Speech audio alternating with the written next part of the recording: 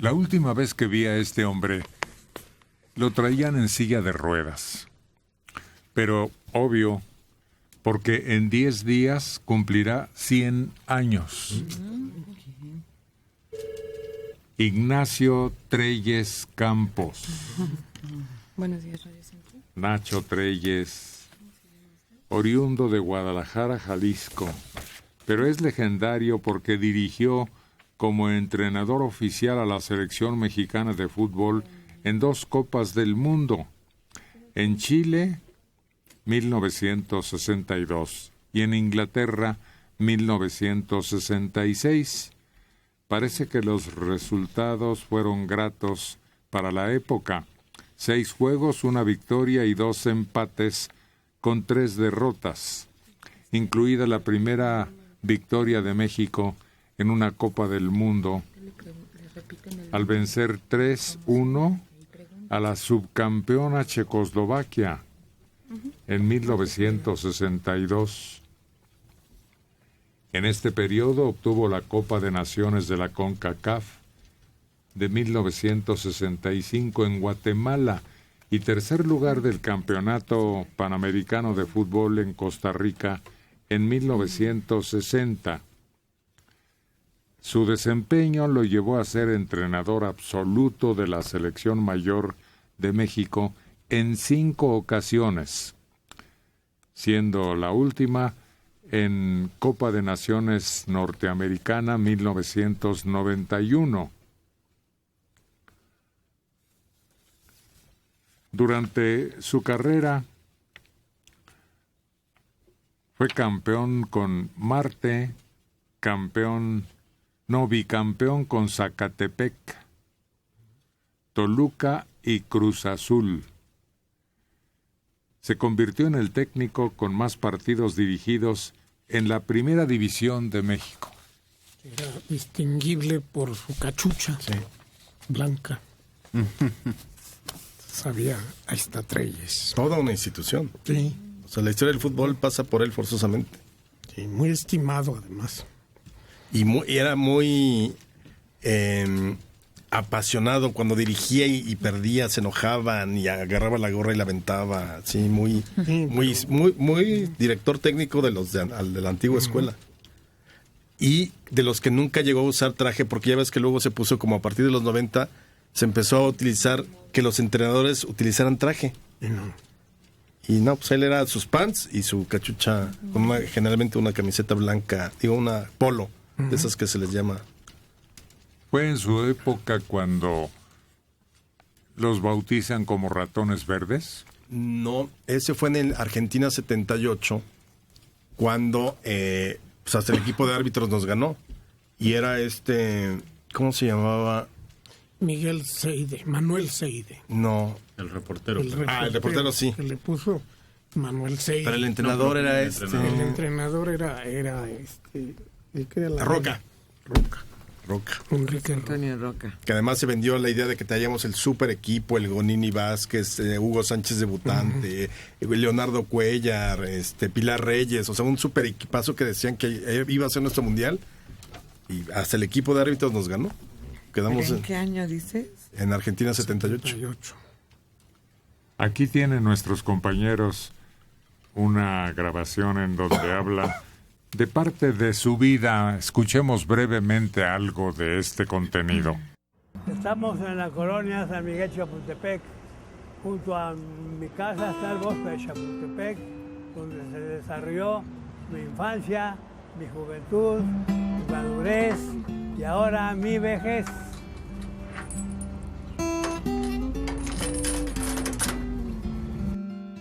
Nací en Guadalajara en 1916. Julio 31. Yo llegué aquí a México con mi familia, teniendo 10 años de edad, a radicar acá. El tren se paró un poquito en la estación Colonia. Entonces ahí yo estaba viendo un partido de fútbol en el Parque España antiguo de la Verónica famosa. Fue así como yo entonces me interesó tal vez o quedé inyectado por el fútbol para siempre. Aquí se constituyó un equipo infantil de los jovencitos de la zona. Pero después hubo una oportunidad y yo fui a probarme a las juveniles del Necaxa. En ese tiempo, en esa fuerza básica, jugaba Horacio Casarín. Era el jugador más importante. Por sus condiciones, su papá era general de división del Ejército Mexicano. Entonces Horacio Casarín llegó a la primera división más o menos 2 años antes que yo. Yo jugaba en ese tiempo de centro medio, pero mis condiciones eran más para jugar interior que centro medio. Y estuve 3 años jugando allí. Se declaró el profesionalismo formal. Yo fui a parar al Club América, ya dentro de un profesionalismo que apenas empezaba, ¿no? Estuve en América 3 temporadas jugando en Monterrey. Como el equipo no participó en la segunda parte, que era la Copa México, quedaban como 3 meses o 4.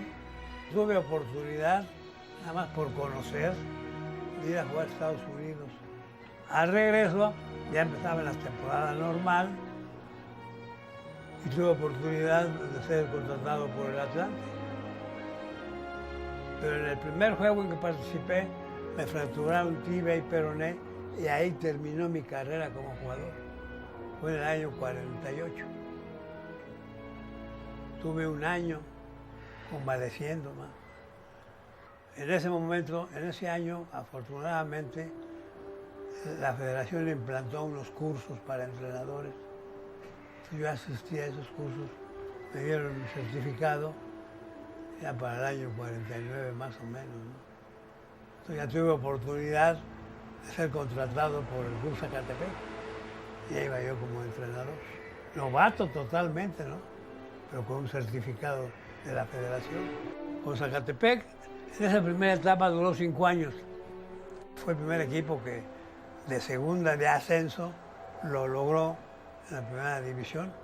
Entonces, sufrí el primer desengaño fuerte en mi vida. Fui sustituido precisamente por Horacio Casarín. Horacio Casarín, antes que yo llegara a Zacatepec, como era pariente de los dirigentes del equipo de Zacatepec, iba a entrenarlos 1 vez por semana a Zacatepec. Jugaba con ellos y eso era todo lo que hacía. Y participaban ellos por sí mismos. Cuando yo llegué ya tuvieron un entrenador de planta, ¿no? Sin embargo, me quitaron de ahí. Pero afortunadamente me llevaron a entrenar al Cuautla, un equipo que no era nada en ese momento. Pero afortunadamente después, el mismo encargado de Zacatepec, que fungía como presidente municipal de Cuernavaca, Lalo Garcilaso, pero logró llevarse el Marte ya desmembrado, lo llevó a Cuernavaca.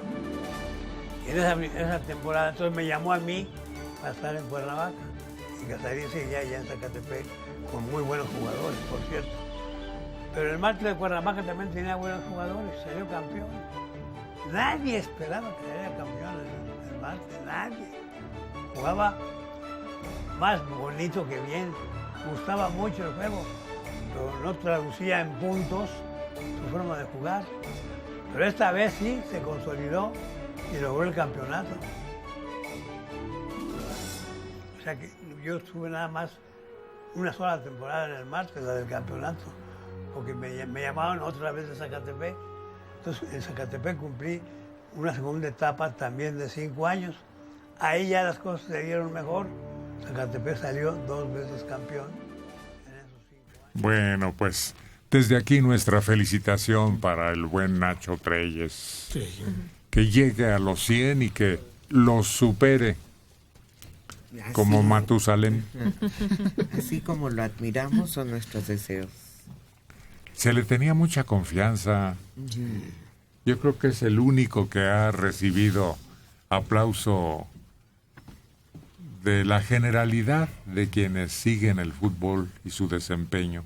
Sí, no se fue lleno de invectivas como otros, ¿no? Que salen como El los Piojo, seres más imagínate odiados. nomás. Sí, era muy calmado, muy sereno.